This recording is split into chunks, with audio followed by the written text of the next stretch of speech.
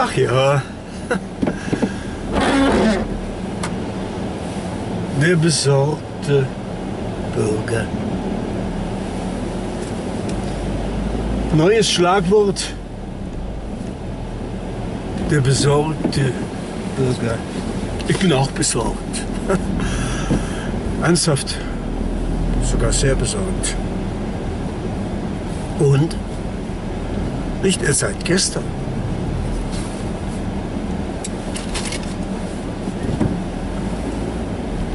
Ich bin schon sehr, sehr lange besorgt.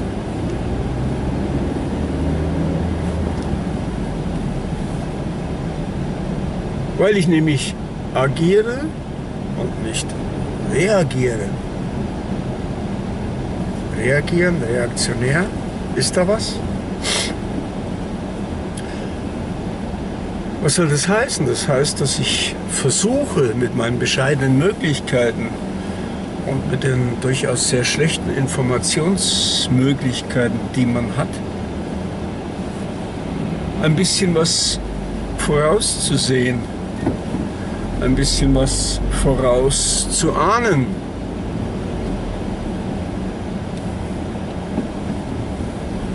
Damit man planen kann, damit man verschiedene Dinge frühzeitig verhindert. Lieber besorgter Buerger, eins musst du dir sagen lassen, da bist du etwas spät dran.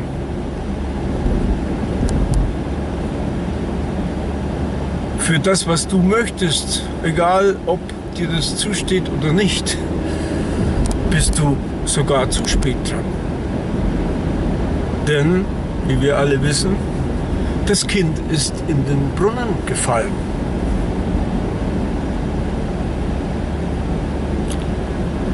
Die Situation weltweit ist so, dass viel zu viele Menschen ihr Leben nur noch dadurch retten können, dass sie ihr Land verlassen. Nur noch sicherstellen können, dass ihre Frauen nicht vergewaltigt werden, ihre Kinder nicht umgebracht werden, dass sie selber nicht gefoltert werden. Unter unvorstellbaren Qualen. Lieber Herr besorgte Buerger, du hast ja so ein schweres Leben. Du wirst ja ohne Ende auf die Folterbank gesperrt. Schlimmer wie im Mittelalter. Es ist so, die Situation ist so, dass wir jetzt einfach schlichtweg erstmal helfen müssen. Und es gebietet nicht irgendeine politische Einstellung. Da können wir auch keine Furcht vorschieben.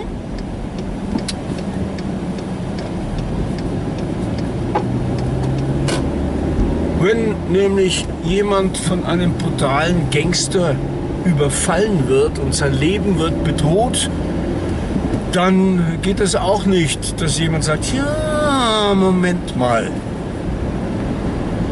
ich soll da jetzt eingreifen, ich soll da diesen Überfallenen beschützen, ich soll ihm das Leben retten. Was ist das denn für einer, den ich da rette? Ist das eventuell einer, der vielleicht selber mal eine Bank überfällt? Oder vielleicht ein Arbeitsloser, der rumschmarotzt? Nein, nein. Da muss man erstmal ohne Wenn und Aber helfen. Die Ärzte, die kennen diese Situation ganz genau. Die müssen nämlich sogar jemandem helfen, der vielleicht gerade selber ein Verbrechen begangen hat, vielleicht sogar ein schlimmes Verbrechen begangen hat, der vielleicht sogar ein Mehrfachmörder ist. Wenn der erstmal auf ihrem Operationstisch liegt, dann gibt es keine Frage mehr danach, was ist das für ein Mensch? Hat er es überhaupt verdient, dass ich ihn jetzt operiere? Oder hat er sich selbst Zeit seines Lebens gegen die Gesellschaft gestellt und hat damit gar kein Recht, dass jetzt plötzlich einer kommt, der ihn rettet, ihm hilft. Lieber besorgter Bürger, nein, nein. Deine politische Einstellung in allen Ehren. Wir müssen jetzt erstmal helfen. Und dann sehen wir weiter.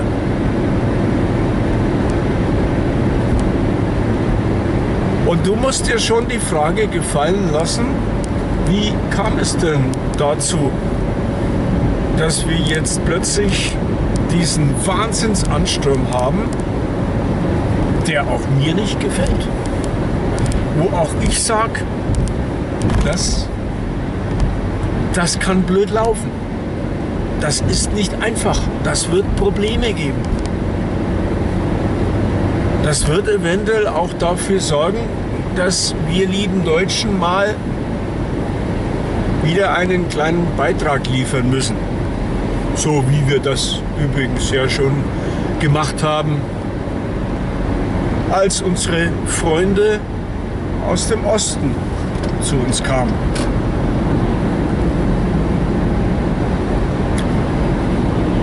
Ganz ehrlich, wie war das denn, als die Mauer fiel?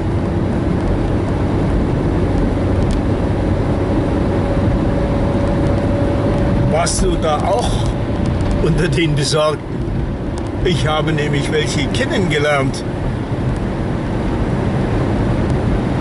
die da ähnlich besorgt waren wie jetzt. Ja, was kostet uns das? Die deutsche Einheit. Ist ja alles schön und gut, wenn die Mauer fällt, aber bitteschön, nicht auf meine Kosten. Nicht, dass ich da plötzlich zur Kasse gebeten werde.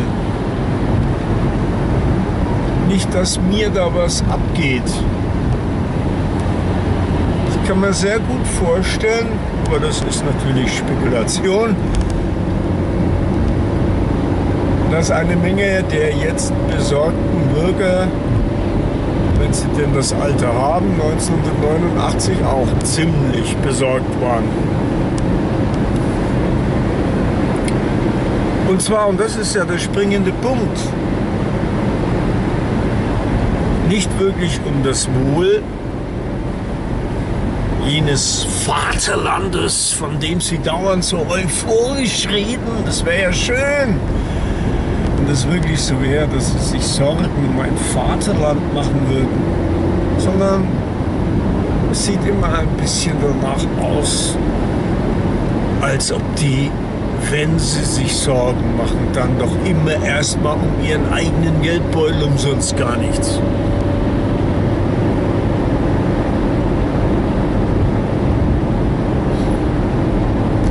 Also, liebe besorgte Bürger,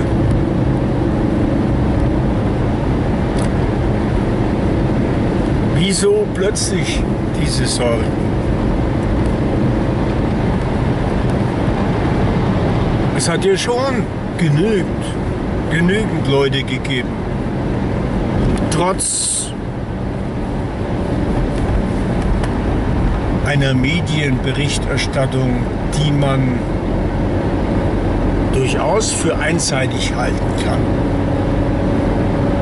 Wo man wirklich drüber reden kann, okay, wer macht diese Medien, wer finanziert diese Medien, wer steckt hinter diesen Medien und haben die wirklich das Interesse, uns einigermaßen die Wahrheit zu berichten oder wenigstens eine gewisse Vielfalt in ihre Berichterstattung zu bringen? Oder ist das nicht auch sehr geschickt, eine Berichterstattung, die in eine bestimmte Richtung zielt, die eine bestimmte Richtung unterstützt? Da kann man mit mir sehr gerne drüber reden, sehr begeistert drüber reden. Aber dennoch hatte man schon die Möglichkeit, sich darüber zu informieren, wo denn der Weg hinführen könnte. Der Weg, den die Parteien uns vorgezeichnet haben, die wir immer alle fleißig gewählt haben. Also ich ja nicht. Ich bin ja ein böser Bube, der sich der Demokratie ein bisschen verweigert. Aber, dass wir das klarstellen, der Demokratie auch nicht feindlich gegenübersteht. Aber das ist ein anderes Thema. Aber ihr, die ihr gewählt habt, ihr müsst euch jetzt natürlich schon fragen,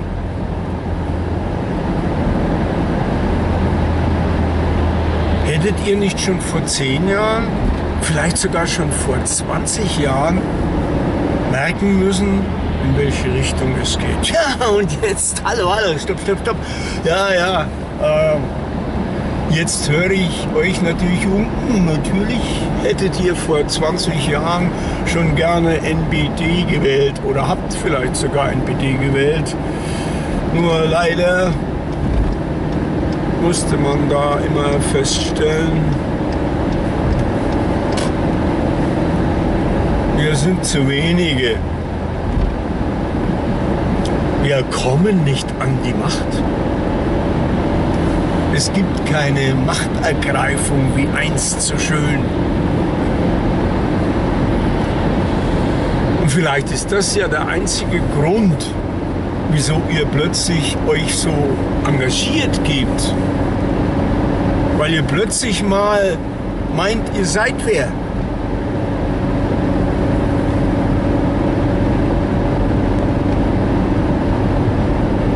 Weil ihr glaubt, jetzt ist der Scheinwerfer auf euch gerichtet. Auf so viele Menschen, die sonst einfach ignoriert werden. Und liebe besorgte Bürger, ich finde das nicht gut, dass man allzu viele Menschen ignoriert, übersieht, vielleicht sogar demütigt, kränkt. Ich bin immer auf der Seite derjenigen, die unterdrückt sind. Aber natürlich kann man auch ein bisschen was dagegen tun. Aber nicht auf die Weise, die der sogenannte besorgte Bürger jetzt macht. Weil er plötzlich sieht, aha, mein großer Auftritt ist endlich gekommen. In meinem ganzen Leben habe ich mich noch nicht wirklich in Szene setzen können.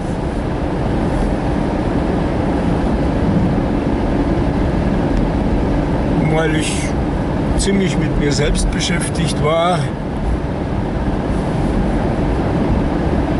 Und jetzt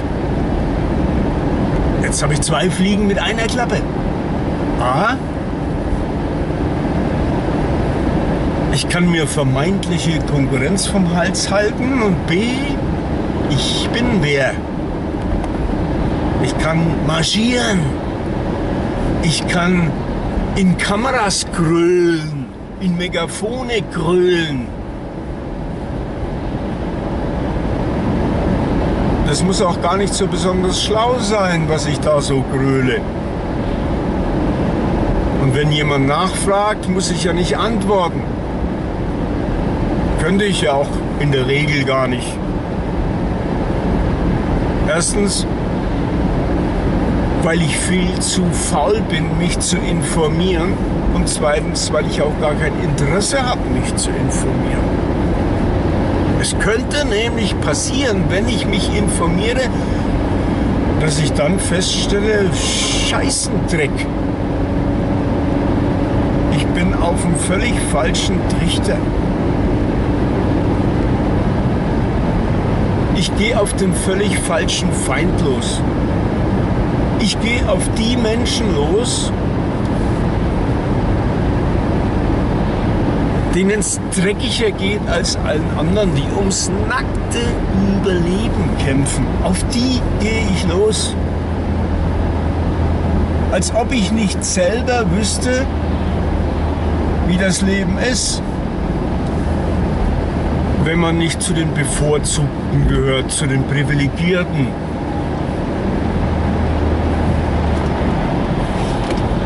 Zu denen, die gleich mal als Millionärskind auf die Welt gekommen sind.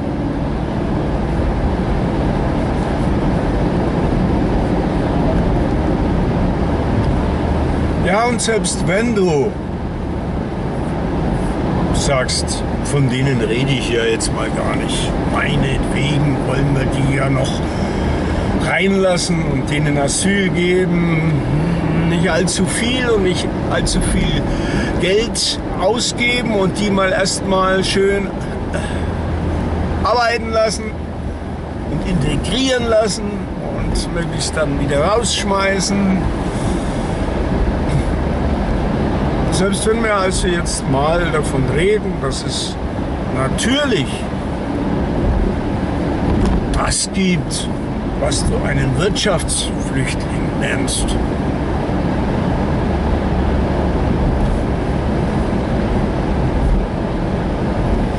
Ich bin da schon gesprächsbereit.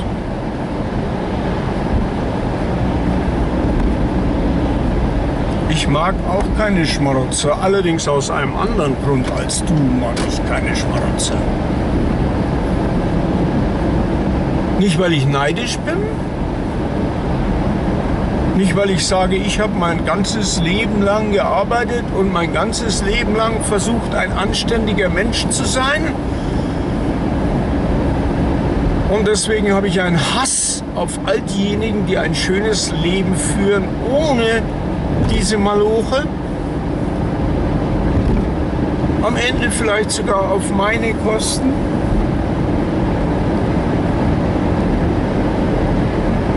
Aus dem Grund nicht. Ach Gott. Da könnten sich doch die einen oder anderen durchschmarotzen. Das ist für mich nicht das Problem. Sondern das Problem ist natürlich, jeder Schmarotzer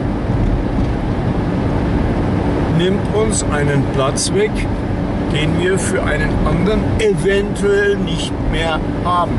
Falls es so ist, falls es tatsächlich so ist, dass wir nicht genügend Platz haben für die, die zu uns wollen. Das kann schon sein. Da habe ich leider auch keine verlässlichen Zahlen. Da erzählt auch der eine so und der andere anders. Das ist aber mit dem Schmarotzen allgemein so. Wenn da einer, der es nicht nötig hätte, der selber einen Beitrag leisten könnte, diesen Beitrag nicht leistet, fehlt uns dieses Geld woanders. Und das ärgert mich schon auch, wenn einem richtig Bedürftigen, einem, bei dem die ganz große Not ist, nicht geholfen werden kann, weil das Geld zu einem Schmarotzer fließt.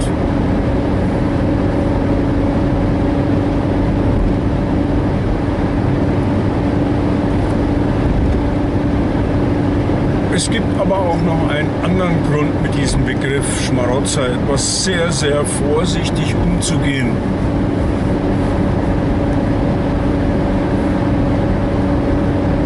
Man kann natürlich, wenn man das Glück gehabt hat, sich in dieser unserer Gesellschaft einigermaßen einzurichten, sodass man einigermaßen gut lebt, sehr schnell auf die losgehen, die das nicht geschafft haben, die das nicht hingekriegt haben.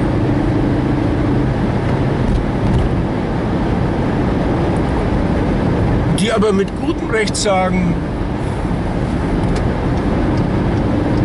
aber das kann jetzt keiner von mir verlangen, dass ich 8 Stunden oder mehr pro Tag am Bau stehe, bei Sommer und Winter, und mich abschufte und mit 40 kaputt bin. Oder dass ich 8, 9, 10 Stunden mit dem LKW durch die Gegend fahre. Immer voll da sein muss, damit kein Unfall passiert.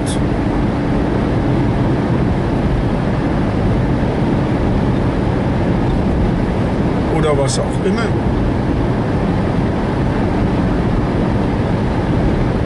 Liebe besorgte Bürger, da darfst du dir mal Sorgen machen. Was ist das für eine Gesellschaft? Und da darfst du auch mal an dich selber denken, was du ja so gerne tust. Gib's doch zu, und das ist ja auch dein Recht. Egoismus ist durchaus in einem gewissen Rahmen erlaubt. Da würde ich gerne mit dir darüber sprechen, wie man am besten, am effektivsten egoistisch ist.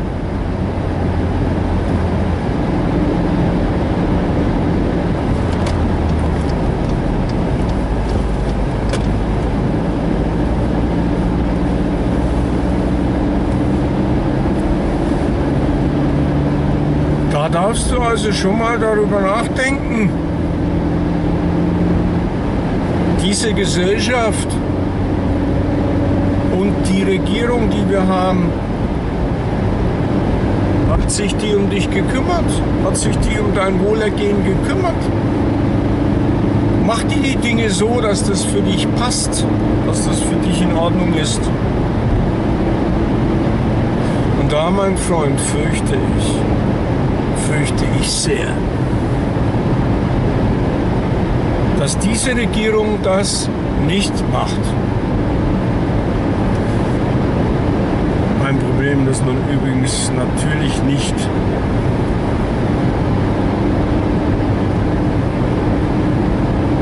so sehen darf, als wäre Deutschland da alleine und könnte da wirklich entscheiden.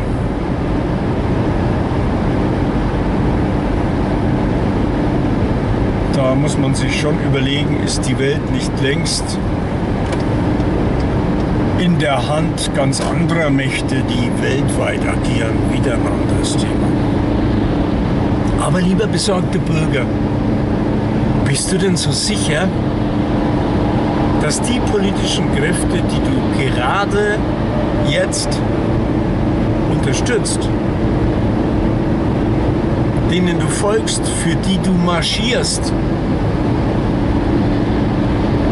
für die du dein Gesicht hinhältst, dass die wirklich sich für dich interessieren, dass die dich nicht nur benutzen, dass du für die nicht wieder nur eine Marionette bist, so wie du dein ganzes Leben schon eine Marionette warst? Bist du sicher? Also wenn ich mir die Parteien so anschaue, hinter denen sich die besorgten Bürger einreihen, das hatten wir doch schon mal.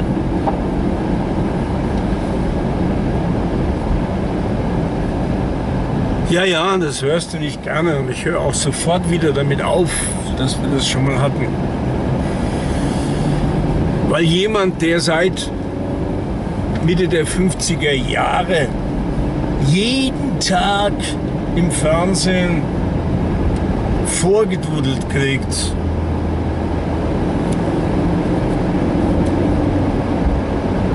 was denn wirklich passiert ist im Dritten Reich,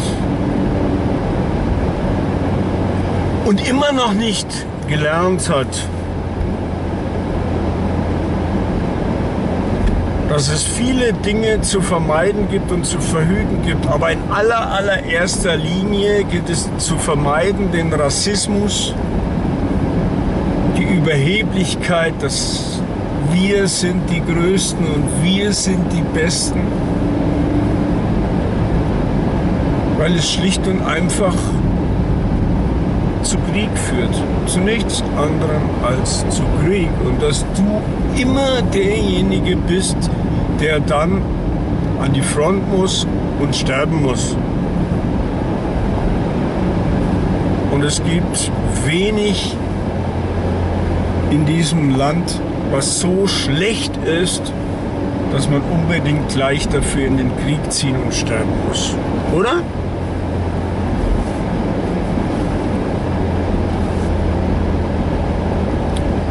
Ich fürchte also, wenn es dir gelingt, lieber besorgte Bürger, in diesem Land die Verhältnisse zu verändern, dann wird es vielleicht für irgendjemanden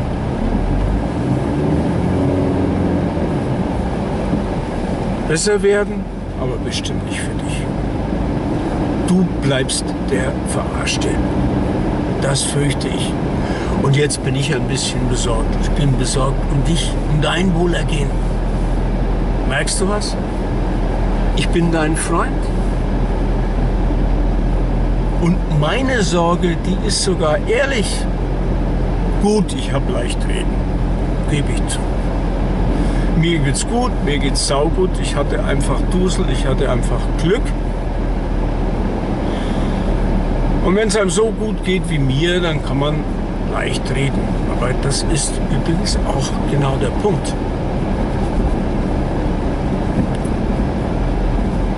Es ist nicht gut, die Besorgnis Menschen zu überlassen, die mit sich selbst nicht im Reinen sind, die mit sich selbst nicht zufrieden sind, die mit sich selbst ein Problem haben. Das ist nicht gut.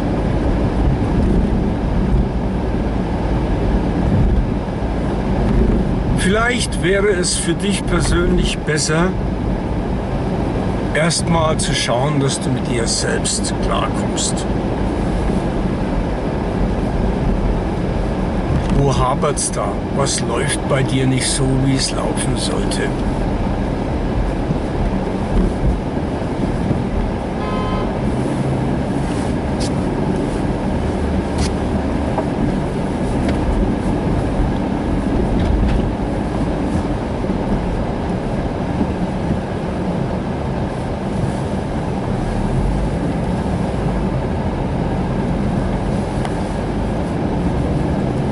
Und wenn du vielleicht einfach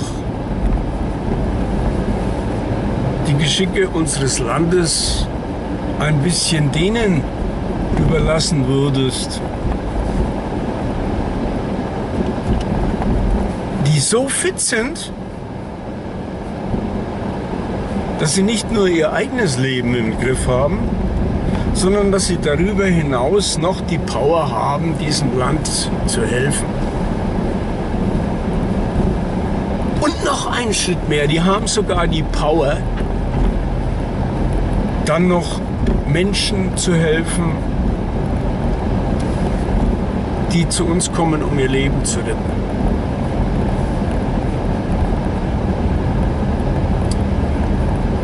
Wenn man das nämlich mal gelernt hat, lieber besorgter Bürger, sein Leben so zu managen, dass man auch noch anderen Menschen helfen kann.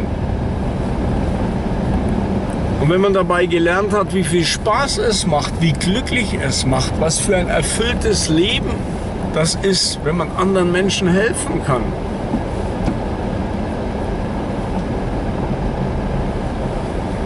Wenn man merkt, dass man seinen eigenen egoistischen, unberechtigten Wunsch nach Glück dadurch erfüllen kann, dass man sich freut über das Glück anderer. Wenn man das gelernt hat, dann kann man gut mitmischen, positiv mitmischen.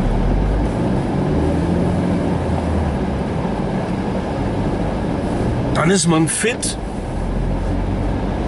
nicht nur an sich selber zu denken, sondern an das Vaterland, das dir ja so wichtig ist.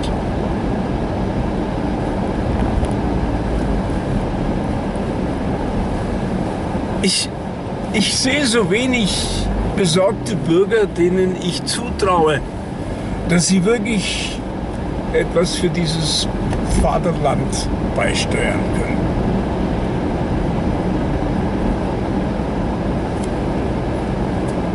Ich sehe so wenig besorgte Bürger, auf die dieses Vaterland dann wirklich stolz sein kann. Wobei ich mit dem Begriff Stolz nicht viel anfangen kann. Schon gar nicht, wenn ich einen Stolz auf die Leistung anderer gründe. Ich kann nicht stolz sein, wenn mein Fußballclub gewinnt. Und ich kann nicht stolz sein, wenn meine Fußballnationalmannschaft gewinnt. Das schaffe ich nicht.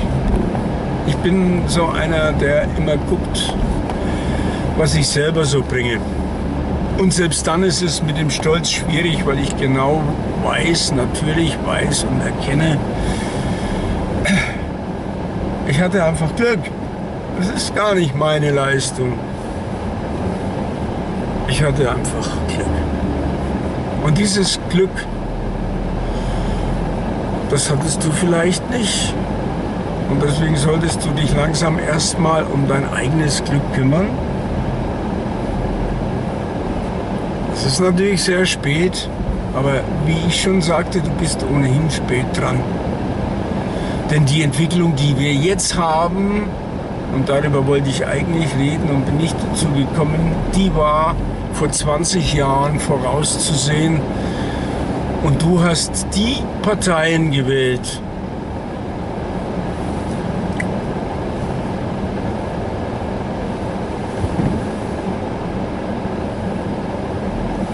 die das eingefädelt haben.